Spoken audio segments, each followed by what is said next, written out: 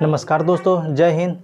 हम लोग आज देखेंगे भारतीय साक्ष्य अधिनियम 1872 की धारा 27। जो धारा 27 बताता है, मेमोरेंडम के बारे में बताता है। अभियुक्त से प्राप्त जानकारी में से पुलिस के द्वारा कितने उसे साबित किया जा सकता है, ये जो धारा बताता है 27 है। हम लोगों ने धारा 24, 25 और 26 पढ़ लिए हैं, जो संस्वीकृति के बताता है। जो ये धारा है, धारा 27 है। धारा 25, 26 का ये अपवाद के रूप में काम करता है। धारा 27 है। धारा 25 क्या बताता है, पुलिस से धारा 27 बताता है पुलिस के अभिरक्षा में अगर कोई अभियुक्त के द्वारा संस्वीकृति की जाती है तो उसे क्या है, पुलिस के द्वारा उसे साबित नहीं किया जा सकता है। लेकिन ये जो धारा 27 बताता है वो धारा 24, 25 और 26 का अपवाद के रूप में लागू किया जाता है। और इस धारा को क्या कहा जाता है, मेमोरेंडम कथन किया जाता है। इसे अभियुक्त का कथन कहा जाता है।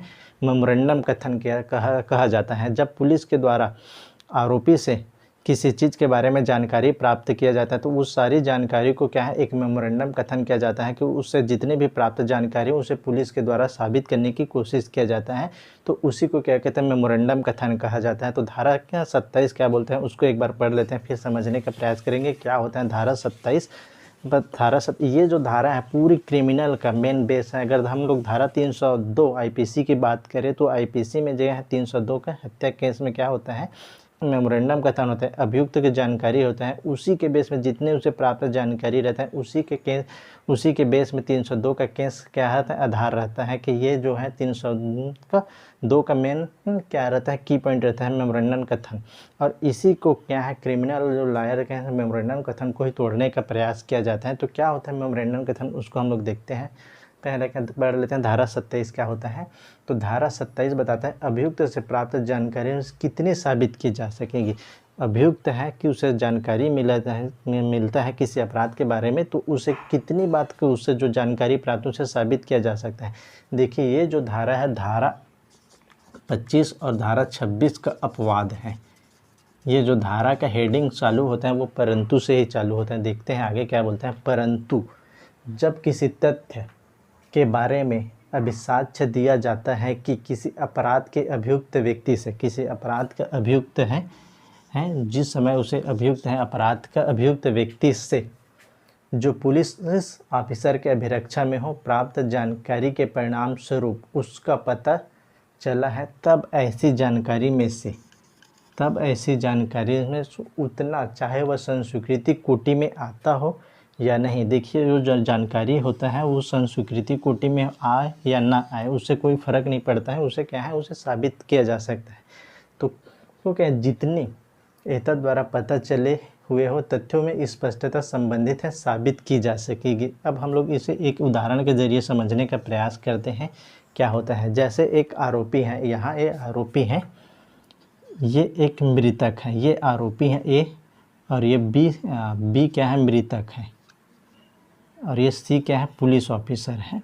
तो ए आरोपी है, बी को क्या है, फ़ोन करके उसे बुलाता है और बुला के कहीं ऑटो के सहारे से कहीं एक जगह ले जाता है, और एक जगह लेने के बाद उससे क्या है, उसकी मृत्यु कारित कर देते हैं, उसे मार पीट कर उसकी हत्या कारित कर दी जाती है। तलवार से, चाकू से मार पीट कर हत्या कर दी जाती है। उसके बाद इसमें जो मृतक के शरीर है उसके बॉडी को नष्ट कर दिया जाता है, उसे जला कर कहीं फेंक दिया जाता है। तो ये जो है मृतक के शरीर को जलाकर फेंक दिया जाता है। और उसके बाद जब पुलिस को किसी शंका के आधार पर क्या है, जैसे इसे फ़ोन कॉल हुआ, इसके अंतिम बार देखे जाने के साथ से इसके साथ देखा गया था, उसके शंका के आधार पर क्या किया जाता है, आरोपी ए को अभिरक्षा में लिया जाता है। आरोपी ए को अभिरक्षा में लेकर उसे पूछताछ किया जाता है, और उस पूछताछ के दौरान जब इसको मारपीट किया जाता है, देखिए जो बोला जाता है पुलिस मारपीट नहीं किया जा सकता, लेकिन क्या है, जब मेमोरेंडम कथन लिया जाता है तो उस समय आरोपी से मारपीट किया ही जाता है।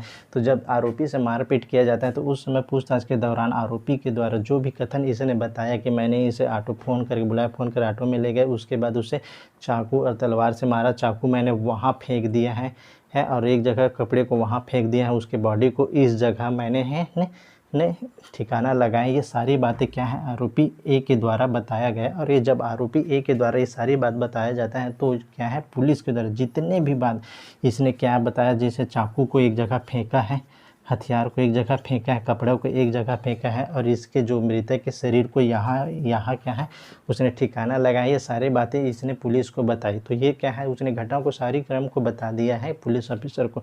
लेकिन क्या ये संस्वीकृति नहीं होगी, ये संस्वीकृति नहीं हुई, ये सारी घटना को बताया जाता है ए के द्वारा। तो इसने ए ने जितना भी सारी चीज़ को बताया है उससे क्या है, उसके चाकू जब्ती करेगा, उस इसके बताए अनुसार उसके कपड़ा जब्ती करेगा, उसके बॉडी को जब्ती करेगा। और जब जब्ती करता है ये सारी चीज़ें इसके कथन के अनुसार जब्ती किया जाए, तो ये सारी कथन जब जब्ती किया जाता है तो इसको एक मेमोरेंडम कथन में लेखबद्ध किया जाता है। मेमोरेंडम इसमें लेखबद्ध करेगा मेमोरेंडम, और उस मेमोरेंडम कथन में क्या इसने सारी अभियुक्त जितनी बातें बताई हैं उस सारी चीज़ को इसके यहाँ से उसे फ़ोन किया, उसके बाद ऑटो में ले गए, उसके शरीर को वहाँ मारपीट चाकू किया, यहाँ कपड़ा यहाँ फेंक दिया, उसके शरीर को यहाँ यहाँ ठिकाने लगा दिए। सारी बात क्या है मेमोरेंडम कथन में लिख दिया जाएगा। तो जब मेमोरेंडम कथन लिखा जाता है इसमें 2 गवाह रखा जाता है पुलिस के द्वारा, और यहाँ पुलिस वाले साइन करते हैं। तो ये जो मेमोरेंडम का है जितनी भी बातें लिखी जाएगी इसके जो साक्ष्य प्राप्ति किए आरोपी के द्वारा, जैसे कि उसने चाकू यहाँ से प्राप्त किया, कपड़ा यहाँ से प्राप्त किया, उसके शव को यहाँ से प्राप्त किया, और सारी जब्ती की जाए उसके मेमोरेंडम कथन में लिख दिया जाए। अब ये जो पुलिस है क्या है उसके जो कथन को उसके ये साबित नहीं करेगी इसमें संस्वीकृति है। पुलिस के द्वारा यह साबित करेगा कि इसके बताए अनुसार इसने चाकू के यहाँ से जब्ती किया, कपड़ा को यहाँ से जब्ती किया, तलवार को यहाँ से जब्ती किया, और आरोपी के बताए अनुसार ही उसने उसे मृतक के शव को यहाँ से जब्ती किया। तो ये जो मेमोरेंडम कथन होता है ये से पुलिस के द्वारा, और इसे साबित कौन करे, ये जो 2 गवाह रहते हैं, ये जो 2 विटनेस रहते हैं मेमोरेंडम के, इसने इसे साबित करेगा कि इसने आरोपी ने हमारे समक्ष ये सारी बातों को कबूल किया था। उसके बाद इसके बताए अनुसार यहाँ से इसने जब्ती की कार्रवाई पुलिस के द्वारा किया गया है। यदि जो मेमोरेंडम गवाह है अपने सही बयान में कथन किया जाता है तो इसकी जो कथन किया रहेगा आरोपी के वो सारी बातें प्रूफ हो जाएगी।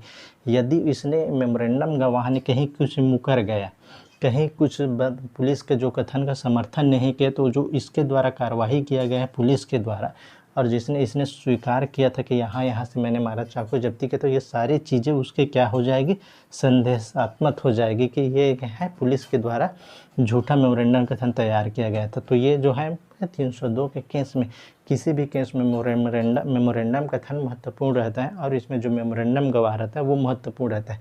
तो देखिए आरोपी से जितनी भी उसे जानकारी प्राप्त हुआ था, चाकू, कपड़ा, तलवार, उसके शव को कहाँ ठिकाने लगे, इसको क्या है पुलिस के द्वारा इस आरोपी से